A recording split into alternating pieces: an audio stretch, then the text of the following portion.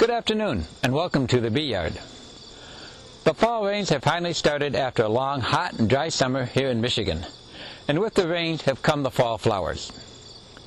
The bees are busily at work taking advantage of summer's last hurrah. They seem almost frantic in their coming and going. They know there are only a few weeks left before settling into a long Michigan winter. As things wind down in the bee yard, we now have more time to spend in the workshop, tending to all of those long overdue projects. And that is a good thing, since time spent in the workshop is quality time. One project that a beekeeper should definitely put on their list is building their own beehive. It is not complicated. I can think of no better way to expand and extend your beekeeping journey than building your own equipment. Building your own beehive is easy on your budget, and you will end up with first-class stuff. In this series of videos, we will show you how to build a beehive, from the hive stand at the bottom to the telescoping cover at the top, and everything in between. It is a great winter project. So join us as we learn how to build a beehive in the Beekeeper's Workshop. Today's project, building a screened bottom board.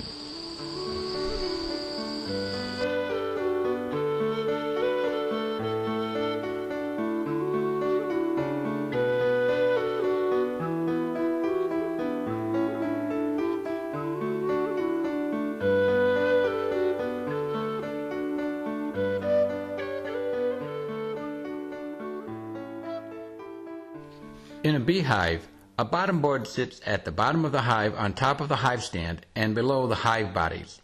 It is the floor of the beehive. There are two different styles of bottom boards, what I will call the traditional and the screened bottom board. The traditional bottom board is a solid platform connected to two side rails.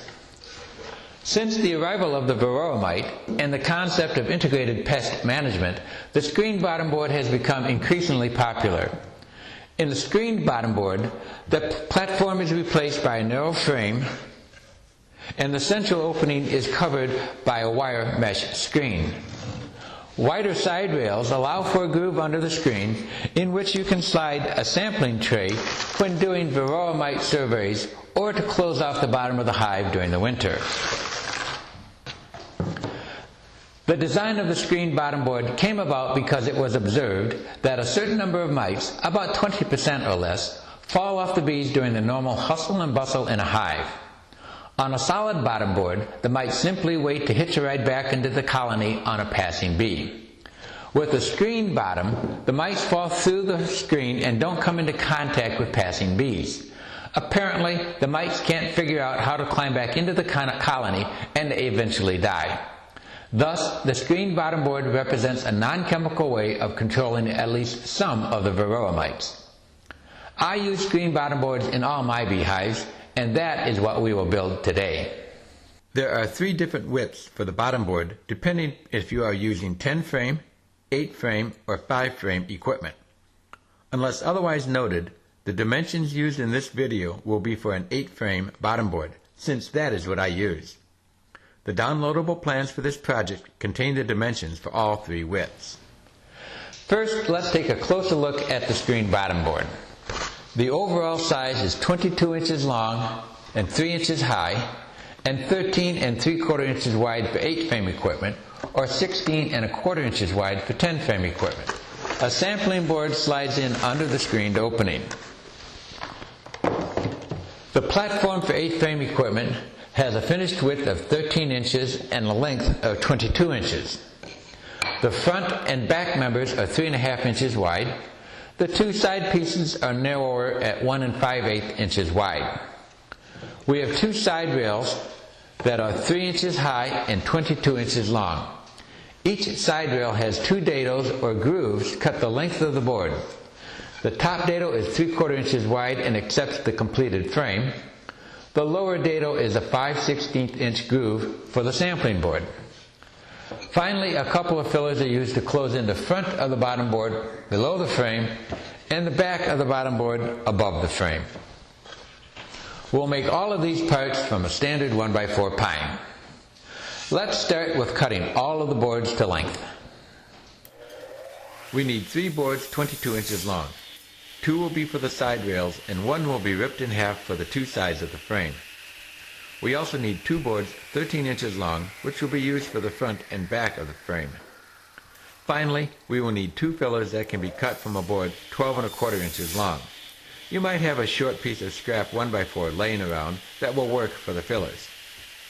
All of these can be made from one 10-foot long 1x4. So here's what we end up with. We have 3 1x4s 22 inches long, 2 at 13 inches long, and 1 at 12 1/4 inches long. Using 2 of the 22-inch boards, let's make the side rails. The first thing we need to do is rip each side rail to a width of 3 inches.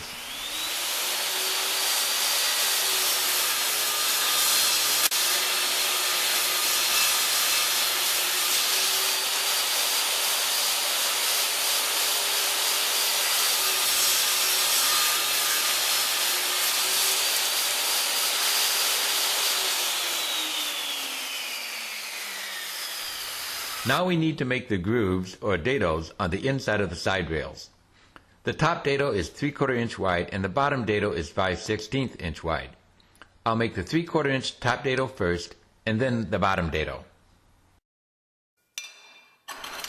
Although you can make these grooves with a standard blade on a table saw with multiple passes, I am using a dado blade stacked to 5/16 of an inch, which will make a much wider cut on each pass.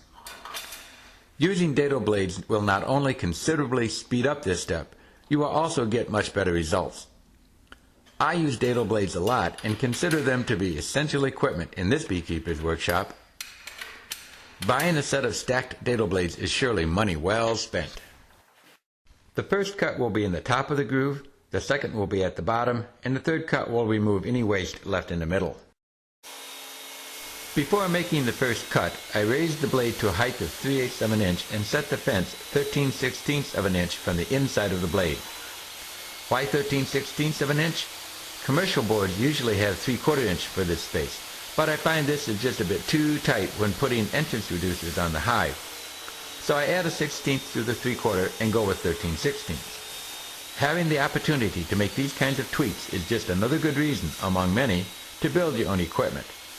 And while the saw is set up, be sure to make the same cut on the second side rail. The bottom of the dado is made by moving the fence to 1 9/16 inch from the outside of the blade. Normally this would be 1.5 inches, but remember we are adding that additional 1/16 of an inch. We are shooting for a final dado width of 3/4 inches. Now we can tap the fence over just a bit and remove the waste from the middle.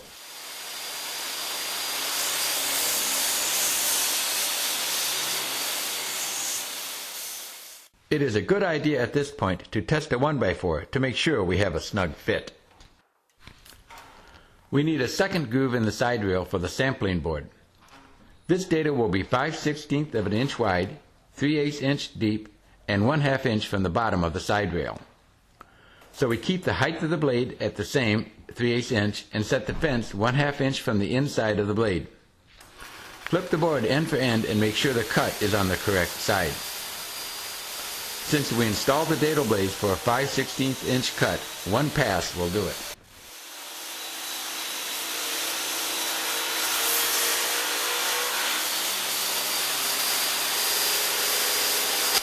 And make this same cut on the second side rail.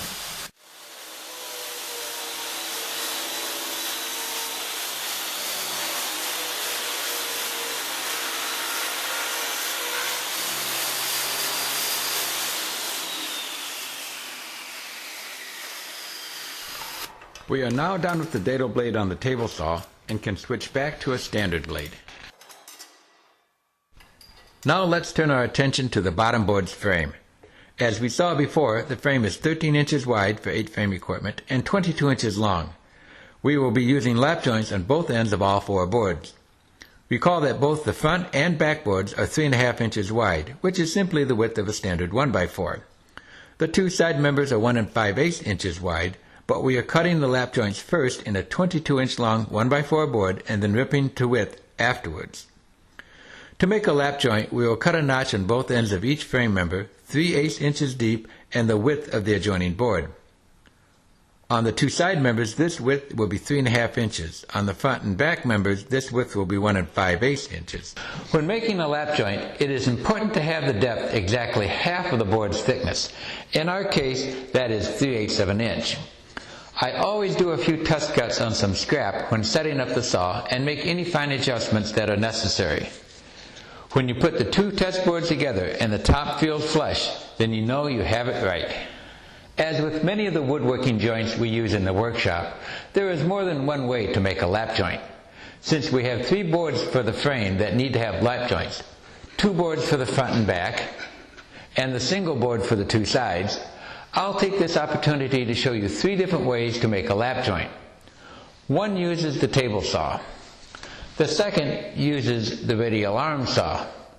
And the third uses the band saw. The very first thing we want to do is mark out the cuts on the boards. It is easy to get confused. So on the two 13-inch boards that we will use for the front and back of the frame, we strike a line 1 5/8 inch in from both ends. And on the 22-inch board that we will use for the two side members, we strike a line 3.5 inches from both ends. After that's done, we will cut lap joints on one of the end pieces using the table saw. On the table saw, I'm using a tenon jig to make the shoulder cut. I have moved the fence 3/8 of an inch from the inside of the blade and set the height to 1 5/8 inch, which is the width of the frame side members. And I have made a couple of test lap joints to make sure that the fence is set exactly right. I can now make the shoulder cut, which is the cut that is made when the board is in the vertical position. Clamp the board securely to the tenon jig, making sure the marked side is facing out, and then run it through. If you look closely, you may notice that the board tilts forward during the first pass. For this reason, I usually tamp the board back to square and make a second pass. Flip the board end for end and run it through again.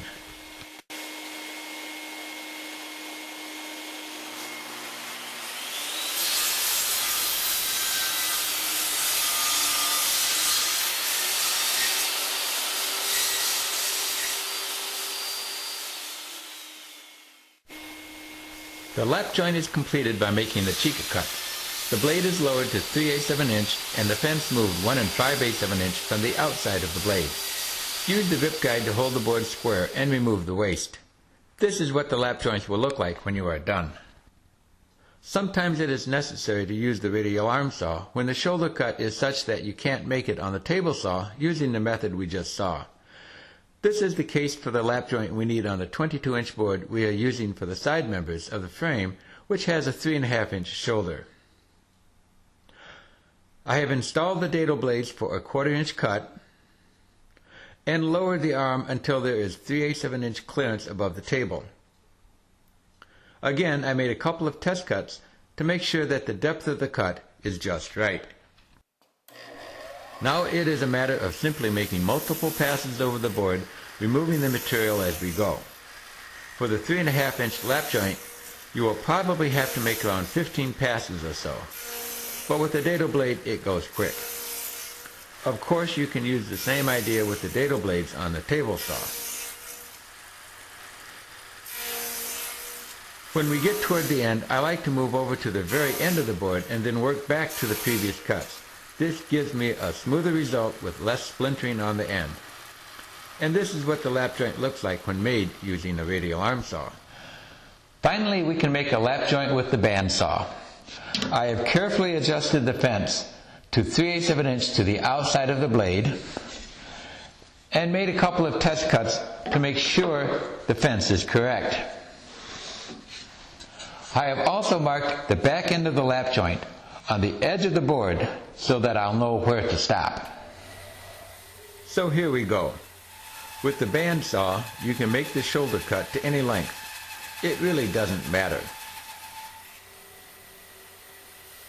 One tip that I can pass on is to make absolutely sure that your blade and the fence are square to the table. Otherwise your cutout will be wedged shape, and that is not what you want. After the shoulder is cut, use the miter gauge and complete the cheek cut.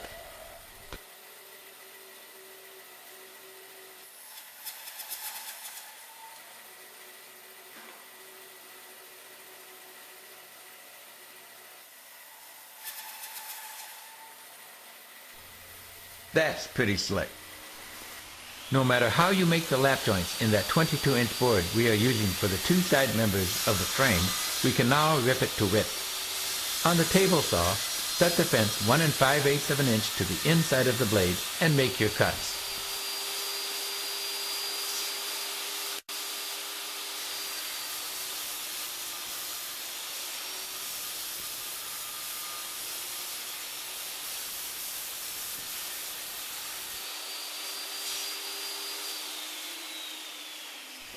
With that job done, we can now move on to assembling the frame and the bottom board.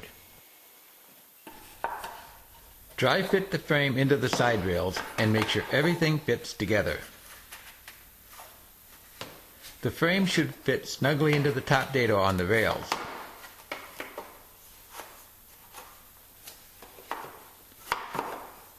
Once you are satisfied with the fit, we can move on to the glue up. First, we will assemble the frame. Use a good glue rated for exterior use. I use Franklin's Tight Bond. It does a good job and is easy to work with. I also use a glue brush to get good, even coverage on the joint surfaces. Any missed spots weaken the joint. Then nail or staple each corner of the frame, checking for square. For this job, I'm using 18 gauge 3/4 inch staples.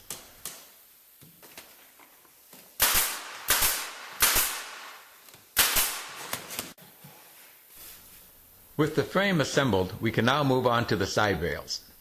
Again, we spread an even coat of glue in the top dado, into which we will insert the frame.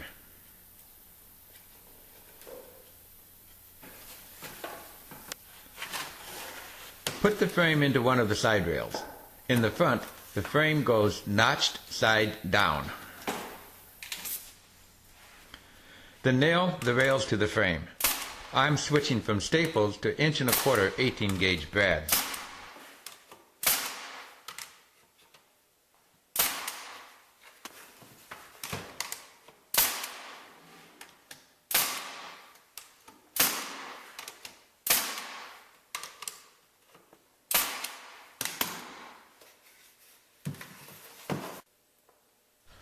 Finally, we can install the two fillers.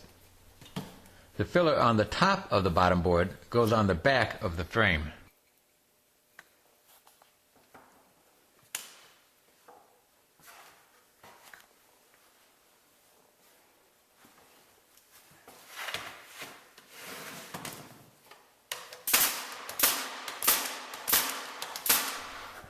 The filler on the bottom goes in front under the frame. After this, all we have to do is paint the bottom board, install the screen, and make the sampling board insert.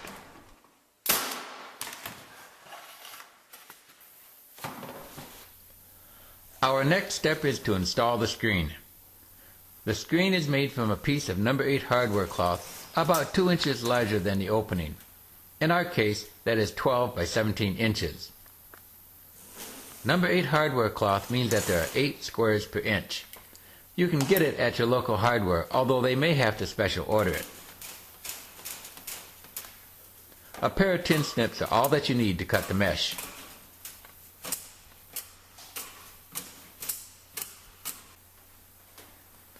Fold each edge over a 1/2 inch or so to make a hem.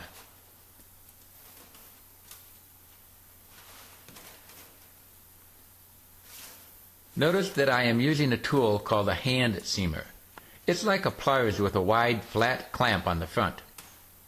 The hand seamer gives me good, sharp creases on the sides and is a handy tool to have. I also use it to bend aluminum when making telescoping top covers for the hives. You may have noticed that I have taken the time to give the bottom board a coat of paint. It is much easier to paint the bottom board before installing the screen than after. And as always, I used a primer coat and 2 top coats. Don't skip on the paint job, since it will probably be the last time you paint the bottom board. A good paint job will greatly prolong the life of your equipment. Then staple the hardware cloth on the top of the frame. I'm using 1/2 inch staples. Keep the screen tight as you go.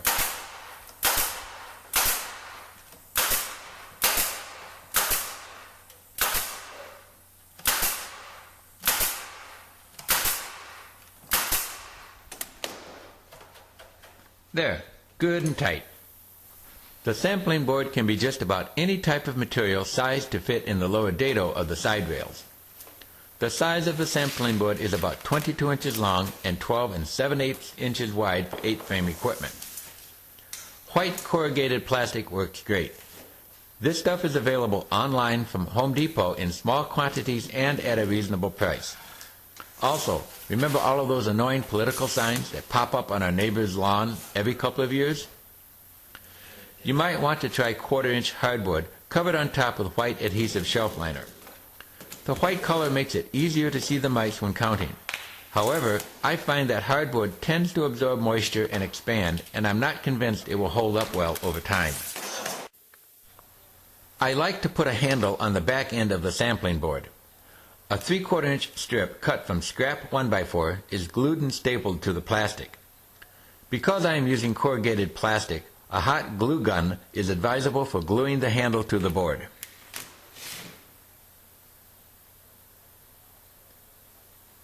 Keep the ends of this strip about 1/2 inch or more from the edge of the sampling board to allow for the rails when inserting the board.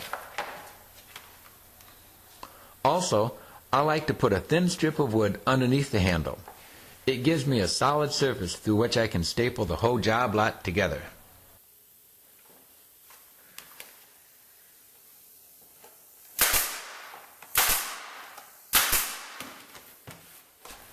And with that, we are done with today's project.